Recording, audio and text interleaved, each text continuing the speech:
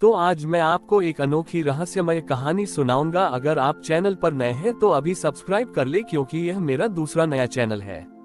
तथा कहानी पूरा देखे, अंत में एक अनोखा रहस्य छुपा है। धन्यवाद। तो सुनिए। जन्माष्टमी आने वाली थी और इस बार गोकुल में एक अजीब सी खामोशी थी।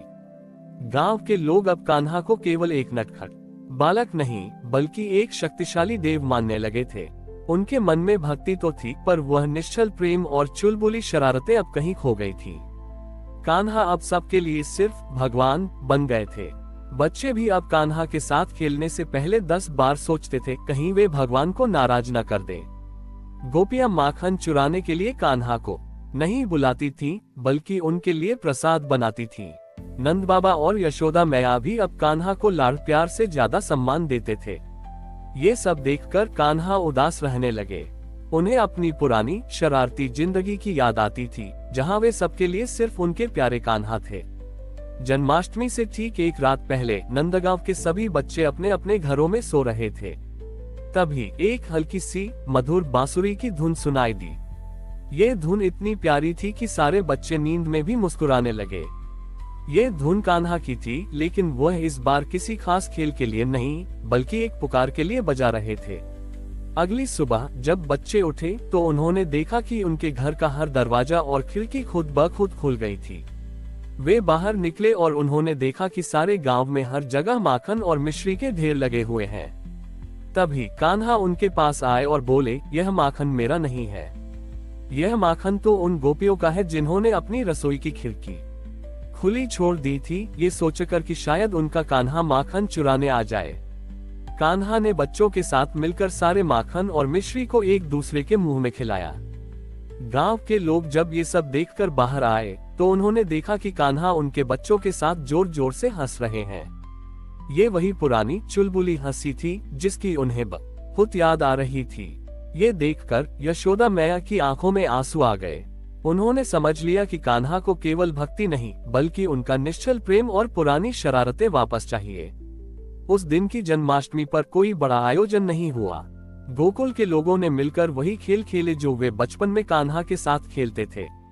गोपियों ने जानबूझकर अपने माखन को खुले में रखा और कान्हा ने भी बड़े मजे से उसे चुराया। नंद बाबा ने कान्हा को डांटा और कान्हा ने भी बड़े प्यार से उन्हें माखन का थोड़ा सा हिस्सा खिलाया।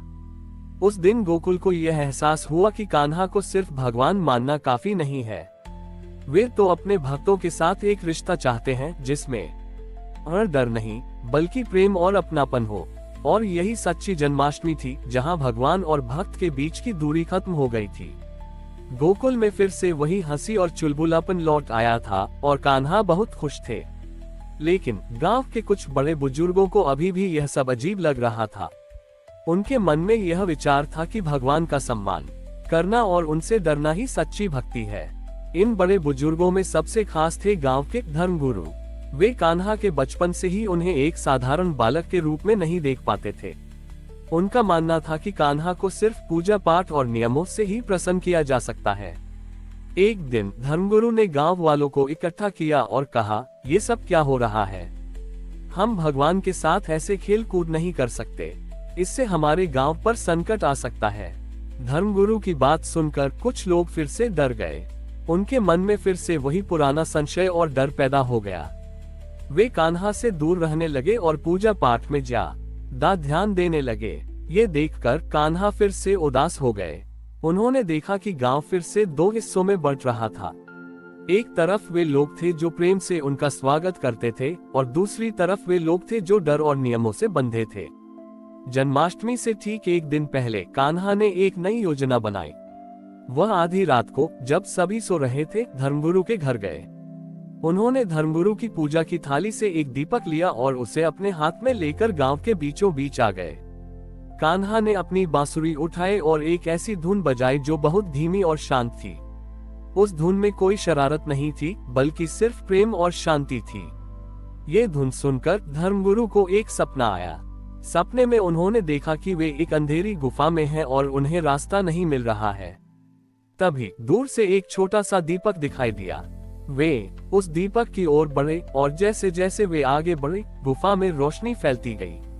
उस दीपक को पकड़े हुए कोई और नहीं, बल्कि नटखट कान्हा थे।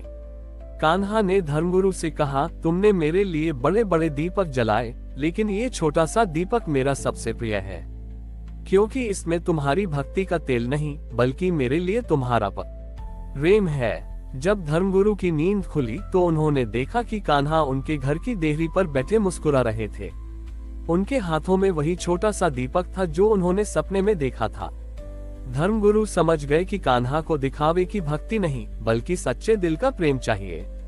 वे कान्हा के चरणों में गिर पड़े और कहा, मुझे माफ कर दो लाल, मैंने तुम्हें नियमों में बांधने की कोशिश की जबकि तुम तो प्रेम की डोर से बंधे हो। उस साल की जन्माष्टमी पर धर्मगुरु ने खुद अपने हाथों से कान्हा के साथ माखन चुराया और गोपियों के साथ नाच गाना किया। गोकुल में हर तरफ खुशी और प्रेम का माहौल था। इस घटना के बाद गोकुल ने ये सीख लिया कि भगवान से डरना नहीं बल्कि उनसे प्रेम करना ही सच्ची भक्ति है। और जन्माष्टमी का त्योहार सिर्फ जन्म का जश्न नहीं बल्कि उस प्रेम को फिर से पाने का उत्सव बन गया।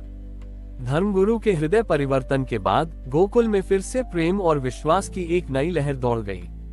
लेकिन इस बार ये बदलाव सिर्फ गांव तक सीमित नहीं था।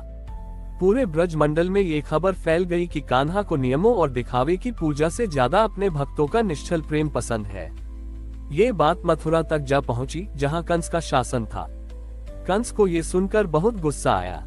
वह जानता था कि अगर लोग कान्हा को सिर्फ भगवान की तरह पूजने की जगह उनसे प्रेम करने लगेंगे तो उसकी शक्ति कमजोर हो जाएगी। कंस लोगों के दिलों में डर और घमंड का राज चाहता था, प्रेम का नहीं। कंस ने एक नया षड्यंत्र रचा। उसने अपने एक जादूगर को गोकुल भेजा जिसका काम था गांव के हर घर में एक जादुई दर्पण रखना। ये दर्पण बहुत ही खास था। जब भी कोई इसमें देखता तो उसे अपनी सबसे बड़ी खूबी नजर आती थी। लेकिन इसके साथ ही वह दर्पण लोगों को ये भी दिखाता था कि वे दूसरों से कितने बेहतर हैं। जल्द ही गोकुल में फिर से घमंड और दिखावे का माहौल बनने लगा। हर कोई अपने आप को दूसरों से बेहतर समझने लगा। ग्वालों को लगा कि उनकी गाय सबसे सुंदर है तो गोपियों को लगा कि उनके वस्त्र सबसे कीमती हैं। बच्चों ने भी आपस में खेलना बंद कर दिया क्योंकि हर कोई यह साबित करने में लगा था कि वह सबसे अच्छा है। कान्हा ने जब ये सब देखा तो उन्हें बहुत दुख हुआ। उन्होंने समझ लिया कि यह कंस की चाल है। इस बार कान्हा ने कोई खेल नहीं रचा बल्कि एक बहुत ही सरल उपाय सोचा। जन्माष्टमी से ठीक पहले कान्हा ने सभी बच्चों को इकट्ठा किया और उन्हें यमुना नदी के किनारे ले गए। वहां पहुंचकर उन्होंने कहा, आज हम एक नया खेल खेलेंगे। तुम सब अपनी आंखें बंद करो और यमुना के शांत पानी में अपने सबसे प्यारे मित्र का चेहरा देखो। बच्चों ने वैसा ही किया। उन्होंने अपनी आंखें बंद की और यमुना के पानी में अपने मित्रों को याद किया। लेकिन जब उन्होंने आंखें खोली तो उन्हें पानी में अपना ही चेहरा दिखाई दिया जिसमें उनके दोस्तों के चेहरे भी शामिल थे। कान्हा ने समझाया, ये यमुना का पानी हमारे दिलों का दर्पण है। इसमें तुम तभी खुद को पूरी तरह से देख सकते हो जब तुम दूसरों को अपने साथ देखो। घमंड हमें अकेला कर देता है लेकिन प्रेम हमें एक दूसरे से जोड़ता है। ये बात बच्चों के दिल को छू गई। उन्होंने गांव वापस आकर अपने अपने घरों के जादुई दर्पण तोड़ दिए। जब गोकुल के बड़े बुजुर्गों ने देखा कि उनके बच्चे घमंड की माया से बाहर आ चुके हैं तो उन्होंने भी अपनी गलतियों को मानकर उन जादुई दर्पणों को तोड़ दिया। उस दिन की जन्माष्टमी पर गोकुल के लोग कोई उपहार नहीं लेकर आए। वे सब एक दूसरे को गले मिले और एक दूसरे के प्रति प्रेम और सम्मान व्यक्त किया। कंस का घमंड तोड़ने वाला जादू इस बार फेल हो गया। इस घटना के बाद गोकुल ने ये सीख लिया कि सच्ची सुंदरता और खुशी बाहरी दिखावे में नहीं बल्कि अपने अंदर छुपे प्रेम और आपसी सम्मान में होती है। और जन्माष्टमी का त्योहार हर साल उन्हें ये याद दिलाता था कि ईश्वर को पाने का सबसे आसान रास्ता एक दूसरे से प्यार करना और उनके साथ अपने दिलों को जोड़ना है।